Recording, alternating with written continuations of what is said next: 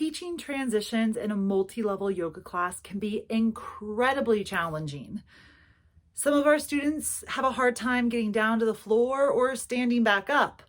Some of our students can't swing their leg from a down dog into a lunge. Many of our students can't even do a down dog because of wrist or shoulder pain.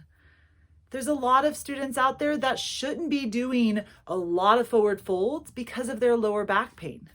Here are 6 transition poses you can use to help move your students through a breath-based flowing yoga class. To move into a wide leg stance, from the front of your mat, simply step 1 foot back. Position as you need, bend your front knee, and reach the arms up. Step 2. Turn to the side of your mat, step your feet wide, take the other toes, turn them to the front, angle the back foot, bend your front knee, and reach your arms wide.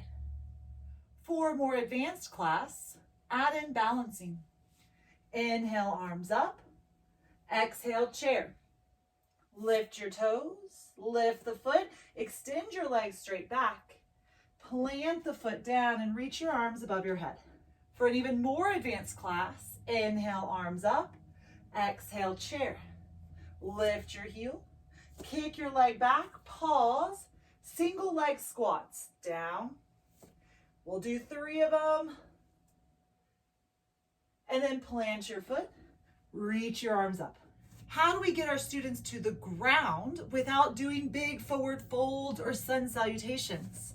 My favorite way, step 1 foot back, and maybe you need a chair. Today I have a painted step stool.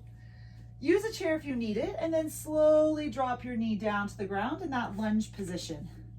Now you're here. Hands to the mat, or blocks are really helpful here. Hands to blocks, and then step your other foot back. You're now on the ground. To get the belly down, it can be really hard for our students to do this kind of chaturanga movement.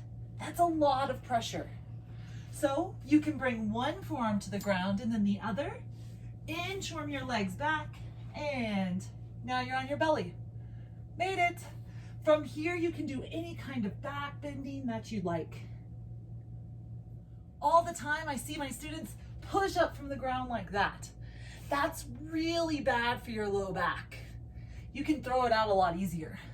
We want to keep a nice neutral spine, but it can be hard to do a nice reverse push-up for a lot of students. So how can we get up from the ground with a neutral spine? Bring your forearms down, inchworm your booty up, keeping your spine nice and long. Then bring one hand to the ground and then the other.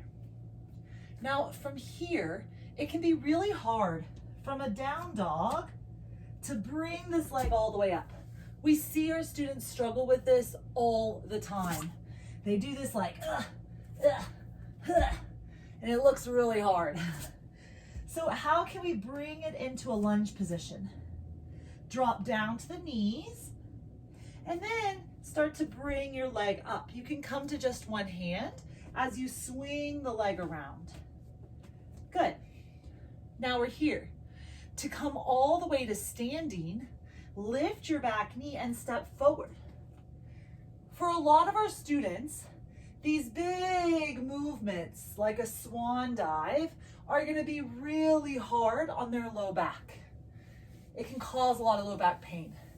So once you're in this squat position, bring your hands to your heart, lift your chest. Keep your spine neutral, then use your strong, powerful legs to push yourself all the way up and then release your arm down. There you go. That's how you can take your students through all levels transitions without doing tons of down dogs, forward folds, and lots of hard wrist and shoulder movements.